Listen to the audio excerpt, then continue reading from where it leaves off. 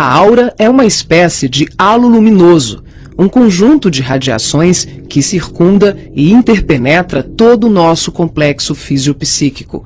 Conhecida também como psicosfera, fotosfera psíquica, veículo ou túnica de forças eletromagnéticas, ela é composta pelo conjunto de emanações dos diferentes campos multidimensionais ou corpos.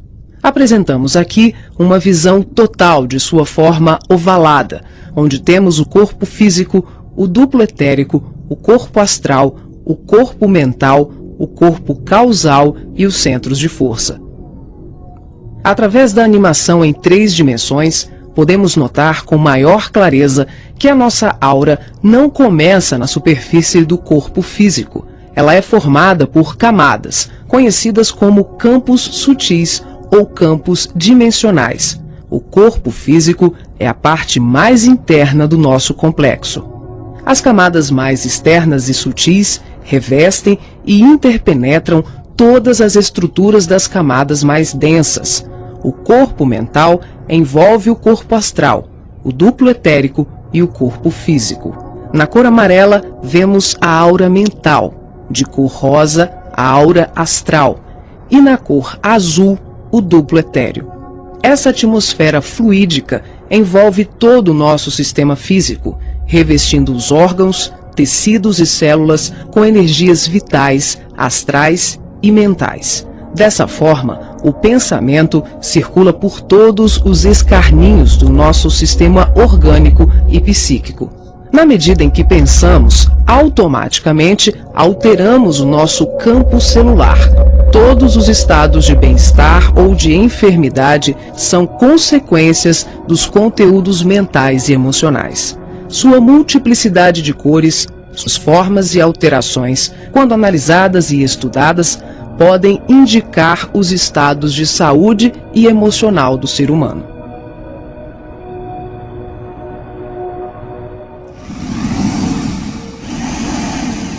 A palavra chakra vem do sânscrito e significa roda de luz, também conhecido como centros vitais, fulcros energéticos ou centros de força. Geralmente são visualizados por videntes e clarividentes como campos em forma de redemoinhos, com a aparência de uma flor, com pétalas irradiantes e coloridas.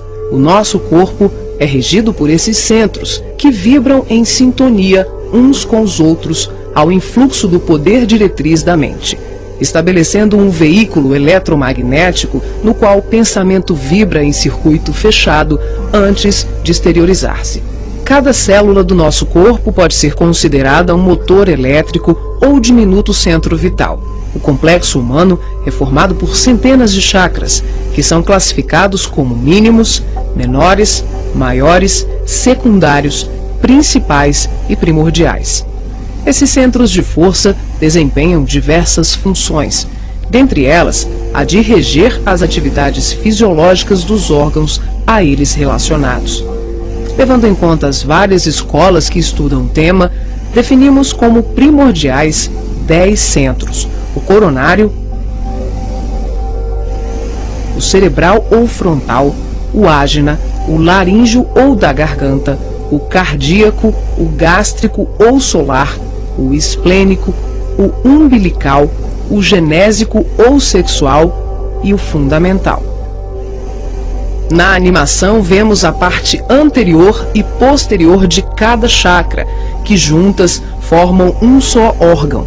Esses centros de força giram em alternância, repetindo o sistema de respiração num movimento permanente de emissão e absorção de energia. O giro é sincronizado e complementar entre o chakra anterior e o posterior. Os chakras são formados por microtúbulos, que são estruturas ocas, compostas por inúmeros blocos de moléculas idênticas. Esse elemento base, aqui aumentado milhares de vezes, junta-se a outros microtúbulos, formando uma complexa rede capilar.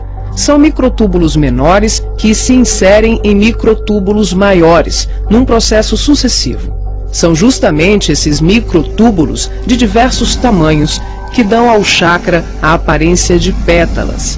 Aqui vemos um exemplo dos microtúbulos maiores. E aqui, microtúbulos menores preenchendo os microtúbulos maiores.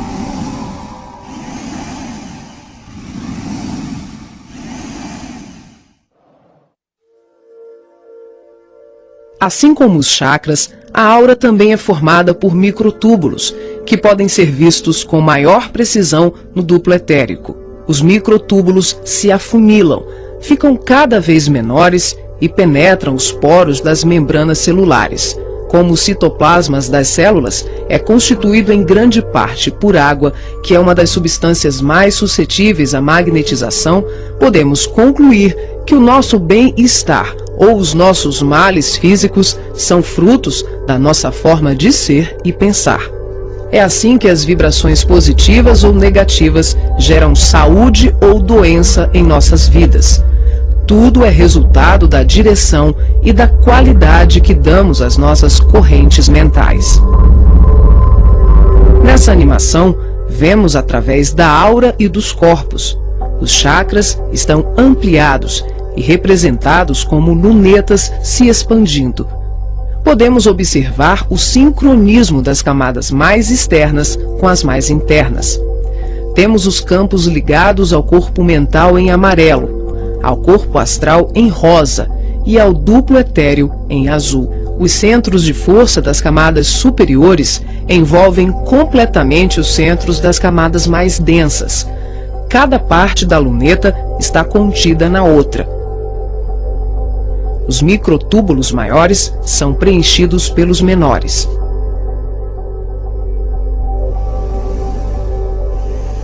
Responsável também por funções psíquicas, os chakras estão relacionados com algumas capacidades de percepção.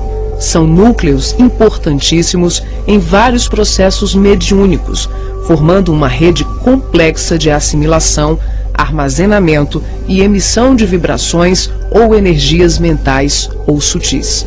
Os centros de força podem ser considerados portais dimensionais, por onde fluem as correntes mentais que assimilamos e emitimos em regime de sintonia durante as diversas manifestações medianímicas.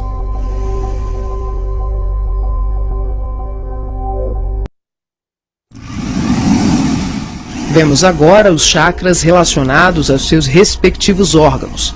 Começamos pelos superiores, representados pelo coronário, frontal e ágina, anterior e posterior. Podemos observar o giro em movimentos de alternância, num ciclo permanente de emissão e absorção de energia. Vemos também a sincronia entre os anteriores e os posteriores. O coronário é o centro da sabedoria. Tem responsabilidade direta sobre as funções psicológicas, cerebrais e espirituais. Alimenta as células do pensamento e é o provedor de todos os recursos eletromagnéticos indispensáveis à estabilidade orgânica. É o centro de mais alta frequência. Na animação, o chakra ágina, responsável pelas percepções visuais, vidência e clarevidência, aparece na sua parte posterior da mesma maneira que o frontal. Na verdade, eles se juntam, formando um só chakra, localizado na parte posterior da nossa cabeça. É aqui que o cordão de prata é inserido. O frontal é o centro da mente. Responde pelas funções da visão, da audição, do olfato e ainda administra o sistema nervoso central. É responsável também por uma vasta rede de processos da inteligência, que dizem respeito à palavra, à cultura, à arte e ao saber. O chakra laríngeo é o centro da expressão, regula a afonia, o sistema respiratório, o processo digestivo inicial, a pressão arterial e corresponde-se com as glândulas tireoide e paratireoide. O que na imagem se assemelha a uma pétala são os microtúbulos dos mais variados tamanhos. Eles giram em um processo sincrônico, sempre de forma complementar.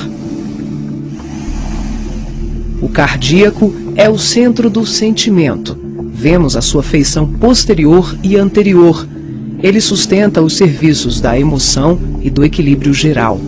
É o responsável pelas energias de todo o aparelho circulatório e se relaciona com o sistema nervoso parasimpático. O centro gástrico também é conhecido como solar ou centro de cura.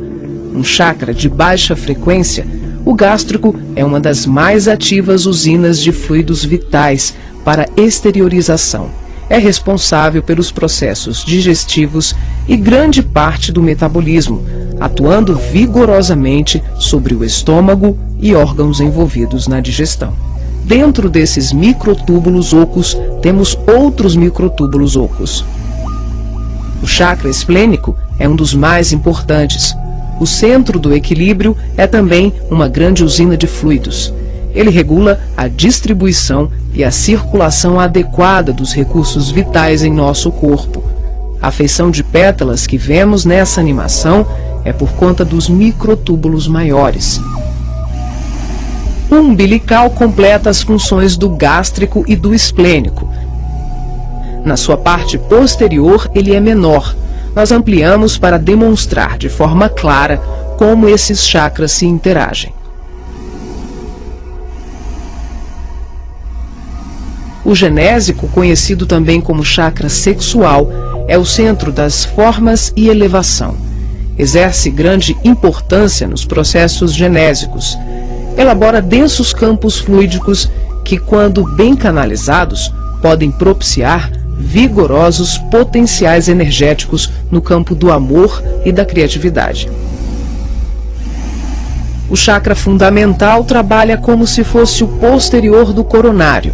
Ele está na base inferior da coluna vertebral, na região do períneo, entre o ânus e os órgãos genitais. Forma, junto com o genésico e o básico, uma tríade, tão importante como o coronário, o frontal e o ágina. Integrado ao genésico, esse centro trabalha principalmente na captação de energias vindas da Terra, oriundas dos raios gama, da água e dos metais.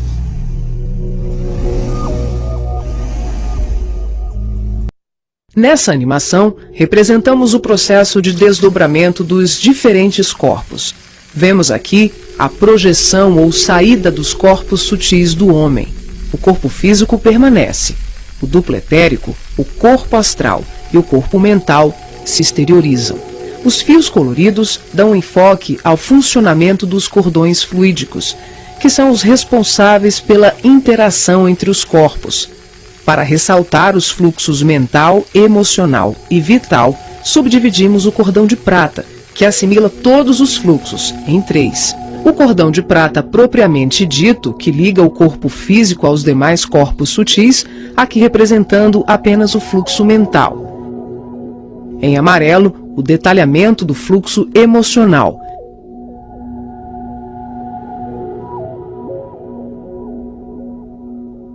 E na cor rosa, o fluxo vital. Esses cordões são semelhantes ao cordão umbilical, porém, a densidade deles é muito mais sutil. São, por assim dizer, vaporosos, uma espécie de laços aeriforme, luminescentes, e varia de acordo com a dimensão da região espiritual onde o ser se encontra. Quando ocorre esse tipo de desdobramento em que o duplo etérico, o corpo astral e o corpo mental se deslocam juntos, o médium não consegue alcançar grandes distâncias, devido à densidade do corpo etérico, que em síntese são emanações neuropsíquicas do corpo físico. Dessa forma, o espírito fica nas imediações do organismo carnal, e sua saída ou projeção é geralmente por tempo limitado. Esse fenômeno é muito comum no sono e também em desdobramentos parciais durante os trabalhos mediúnicos.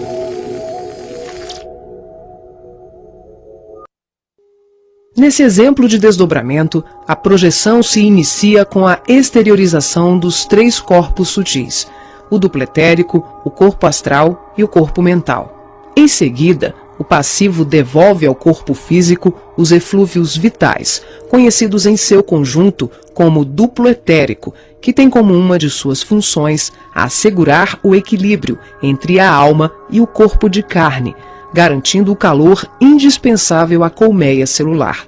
Desembaraçado dos veículos mais densos, corpo físico e duplo etérico, o médium se desloca com o corpo astral, envolvido pelo corpo mental e pelos outros corpos mais sutis, aqui não representados. Ao devolver as energias neuropsíquicas, o médium projetado fica, por assim dizer, mais leve e ágil, o que lhe permite uma melhor condição de trabalho e observação, além de lhe possibilitar o deslocamento para regiões diversas. Ele pode viajar para qualquer lugar do espaço, incluindo o plano físico e o extrafísico. O corpo astral envolvido pelo corpo mental fica permanentemente conectado ao corpo físico pelo cordão de prata, que também é conhecido como cordão fluídico. Trata-se de um laço, um feixe energético extremamente flexível e expansível, que é formado de microtúbulos, a exemplo dos chakras, e mantém um fluxo energético bidirecional entre os corpos densos e sutis. Esse fluxo vibratório de nutrição faz com que o espírito perceba, de imediato, tudo aquilo que possa vir a ocorrer ao corpo físico durante o desdobramento. Na volta, podemos observar como ocorre a reentrada dos corpos mais sutis, na conjugação com o corpo físico e etérico. Aqui temos o desdobramento do corpo mental. Os três corpos saem. O médium devolve ao corpo o duplo etéreo e apenas o corpo mental se projeta. A animação demonstra que em qualquer tipo de desdobramento, os corpos permanecem conectados entre si através do cordão de prata e dos fluxos energéticos. Em relação ao corpo mental, ocorre muito mais um fluxo mento-emotivo que propriamente um cordão densificado, como mostra o vídeo. Esse tipo de projeção permite ao médium se deslocar para qualquer lugar do universo com uma percepção muito maior, visitando regiões astrais e mundos superiores que estão bem além das colônias de transição, geralmente descritas na literatura espírita. O corpo mental é o envoltório sutil da mente. Tem a forma ovalada ou ovoide, que define o formato da totalidade da nossa aura. O mental também é o responsável pela formação do corpo perispiritual ou corpo astral. É o corpo que permanece quando perdemos os demais corpos, por avanço evolutivo, por desequilíbrio profundo, como na ovoidização ou em operações atinentes a certos renascimentos na crosta terrena. É por essa razão que os espíritos que perderam os corpos mais densos, corpo físico, duplo etérico e corpo astral, por monodeísmo, permanecendo envolvidos apenas pela túnica mental, são chamados de ovoides ou esféricos.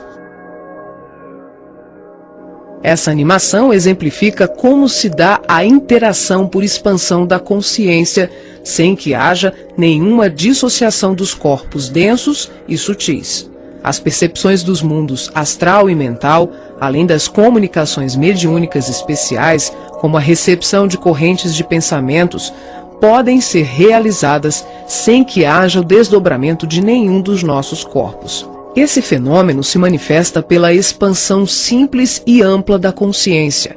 É um processo interior de qualificação e sutilização do medianeiro, um acesse. O ser vê, ouve, percebe e interage com outros seres e diversos mundos, sem que ocorra uma saída, uma viagem, um deslocamento.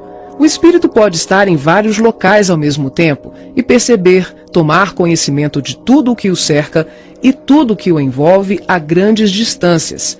É o todo em cada parte, é cada ponto contendo o todo.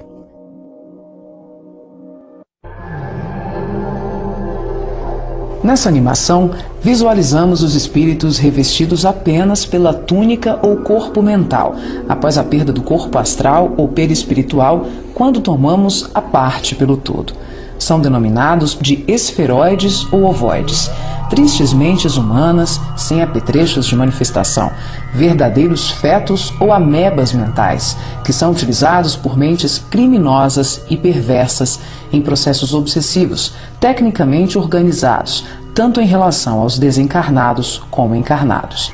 Geralmente se apresentam em forma ovalada, da dimensão de um crânio humano de aspecto gelatinoso, com características amorfas e colorações que variam de um acinzentado escuro ao negro e ao avermelhado.